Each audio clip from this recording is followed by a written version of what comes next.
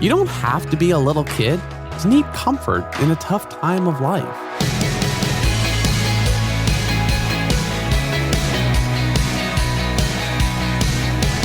Hey, I'm Dylan, and you're listening to Unlocked, your daily key to unlocking God's Word in your life. When I was little, maybe 8 or 9, my parents let me stay home alone while the rest of my family went out shopping after dinner. But that evening, a bad thunderstorm came up and scared me out of my footy pajamas. I ended up calling our pastor who lived nearby, and he just came and sat with me until my family came home. This was in the time, like before cell phones, and we just had a home phone. If you're going through a scary time in life, you don't have to go through it alone either. Let's talk more about that on Afraid But Not Alone by Bethany Acker. When we're little, all kinds of things scare us. Maybe we're afraid of the dark and we need the comfort of a nightlight.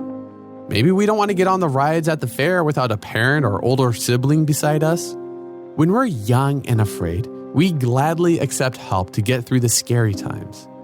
But when we get to be a bit older, we start thinking we have to go through things alone. We start believing that if the darkness scares us, we just need to put up with it. But that's not true. We always have someone beside us, no matter what age we are. Jesus is Immanuel, which means God with us, Matthew 1:23. Because of his life, death, and resurrection, we don't ever have to be alone. Once we put our trust in Jesus, we can know that we are in fellowship with God. So whenever we're afraid, we can turn to God for help, comfort, and courage. Maybe the same things don't scare us now that did when we were young, but whatever we're afraid of now, we can ask God to help us with that. God is always there for us, even when we feel alone. Throughout our lives, we'll face many scary and uncertain moments, but he will be there through them all.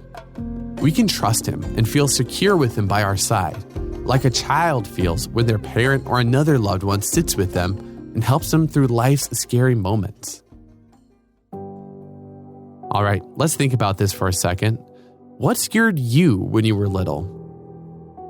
Now that you're older, are you afraid of similar things, different things, or maybe a sum of both? Throughout the book of Psalms, we read poems and songs by David, a shepherd who became the king of Israel and a great warrior. David often felt afraid, and he freely acknowledged this to God and to the people listening to his psalms. We can see one of those in Psalm 56, verse 3.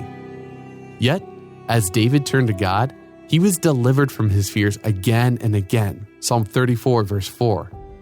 David was comforted and strengthened, not by theological knowledge alone, but by God's presence with him. Psalm 23, 4. Consider taking a moment to tell God about your fears and ask him to help you know his presence with you more and more.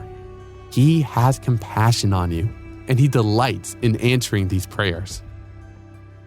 Now, as you and I can read in Isaiah 41:13, "For I am the Lord your God, who takes hold of your right hand and says to you, 'Do not fear, I will help you.'" And I'd encourage you to dig a little bit deeper and read Psalm 139, verses 7 through 12, and more in Isaiah 41, verses 9 through 13, to keep God's word alive in your life. Unlocked is a podcast of Keys for Kids Ministries, and it's listener-supported. Just $5 a month can go a long way to keep Unlocked going strong into the future.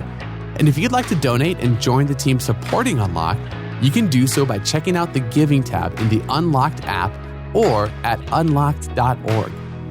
And come back for tomorrow's devotional with Natalie, asking, why would the greatest king on earth wash servants' feet? But until then, I'm Dylan, encouraging you to live life unlocked, opening the door to God in your life.